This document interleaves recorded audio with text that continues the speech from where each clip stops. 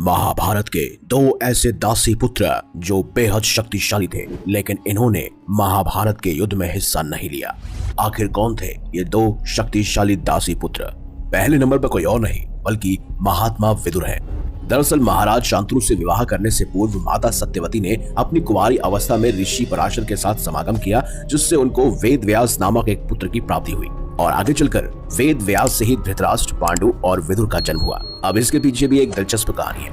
महाराज शांतनु और सत्यवती का जब विवाह हुआ तो उसके पीछे एक शर्त रखी गई कि भीष्म पितामह कभी भी विवाह नहीं करेंगे, और ये प्रतिज्ञा खुद भीष्म पितामह ने ली, जिसकी वजह से महाराज शांतनु और सत्यवती के दो पुत्र हुए, विचित्रवीर्य और चित्रागत, और उन दोनों का ही विवाह अंबिका और अंबालिका से कर दिया गया। लेकिन कहते हैं कि एक युद्ध के दौरान विचित्रवीर्य मारे गए और वहीं युवावस्था में ही चित्रागत बीमारी की वजह से मारे गए। इस तरह अंबिका और अंबालिका दोनों विधवा हो गई। माता सत्यवती ने भीष्म पितामह से कहा कि वह अंबिका और अंबालिका से विवाह कर अपने कौरव वंश को आगे बढ़ाए, लेकिन भीष्म पितामह अपनी प्रतिज्ञा में बाधित थे। ऐसे में माता सत्यवती ने अपने पुत्र वेद व्यास को बुलाया। अब कथा के अनुसार सत्यवती के पुत्र वेद व्यास माता की आज्ञा मानकर बोले कि माता, आप उन दोनों रानियों से कह दीजिए कि मेरे सामने से निर्वस्त्र होकर गुजरे, जिससे कि उनको गर्भ धारण हो जाएगा। अब ऐसे में सबसे पहले बड़ी रानी अंबिका और फिर छोटी रानी अंबालिका गई, पर अंबिका ने वेद व्यास के तेज से डरकर अपनी आंखें बंद कर ली, जबकि अंबालिका वेद व्यास को देखकर भय से पीली पड़ गई।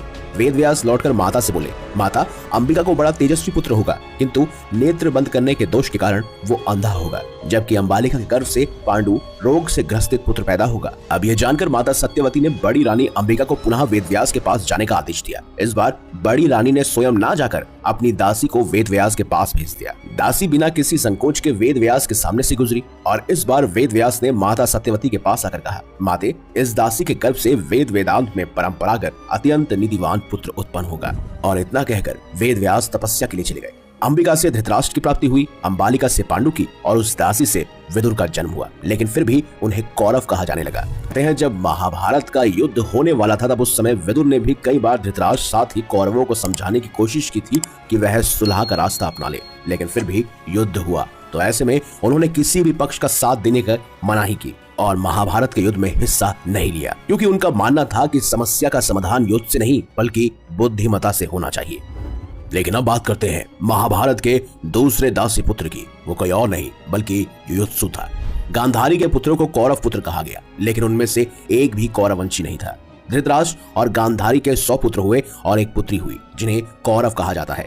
दरअसल गांधारी ने भगवान शिव से पुत्रवती होने का वरदान प्राप्त कर लिया था। इस वरदान के चलते ही गांधारी को 100 पुत्र और एक पुत्री होनी थी, लेकिन उन्हें बहुत समय से पुत्र प्राप्त नहीं हो रहे थे। तो ऐसे में वेद व्यास जी द्वारा 2 वर्ष बाद कुंडों की सहायता से उन्हें 100 पुत्र और एक पुत्री की प्राप्ति हुई।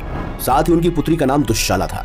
कहते हैं गांधारी जब गर्भवती थी तब धृतराष्ट्र की सेवा आदि कार्य करने के लिए एक वणिक वर्ग की दासी रखी गई। धृतराष्ट्र ने उस दासी के साथ समागम किया और समागम के कारण दासी भी गर्भवती हो गई। उस दासी से एक पुत्र उत्पन्न हुआ जिसका नाम युयुत्सु रखा गया। युयुत्सु एक धर्मात्मा था, इसीलिए दुर्योधन की अनुचित चेष्टाओं को बिल्कुल पसंद नहीं करता था और साथ ही अपने सभी कौरव भाइयों का विरोध भी करता था। इस कारण दुर्योधन और उसके अन्य भाई उसको महत्व नहीं देते थे और उसका हमेशा हास्य उड़ाते थे। युयुत्सु ने महाभारत युद्ध रोकने का अपने स्तर पर बहुत प्रयास किया, लेकिन उसकी एक नहीं चली। जब युद्ध प्रारंभ हुआ तो पहले तो वह कौरवों की ओर था, लेकिन युधिष्ठिर के कहने पर उन्होंने ऐन मौके पर अपना पाला बदल लिया और अपने खेमे में आने के बाद युधिष्ठिर ने एक विशेष रणनीति के तहत युयुत्सु को सीधे युद्ध के मैदान में नहीं उतारा, बल्कि एक महत्वपूर्ण कार्य सौंपा। युधिष्ठिर ने उनकी योग्यता को देखते हुए उसे योद्धाओं के लिए हथियारों और रसद की आपूर्ति व्यवस्था का प्रबंधन देखने के लिए नियुक्त किया।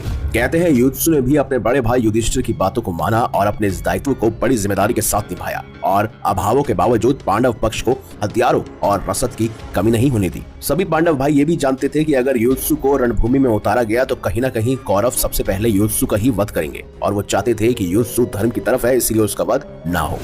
आपका क्या मानना है कमेंट बॉक्स में हमें अवश्य बताएं। अगर आपको वीडियो अच्छी लगी है तो लाइक कीजिए, हमारे चैनल को सब्सक्राइब कीजिए और ज्यादा से ज्यादा शेयर भी कीजिए। तो मिलेंगे अगली बार एक नई खास वीडियो के साथ, तब तक देखते रहिए।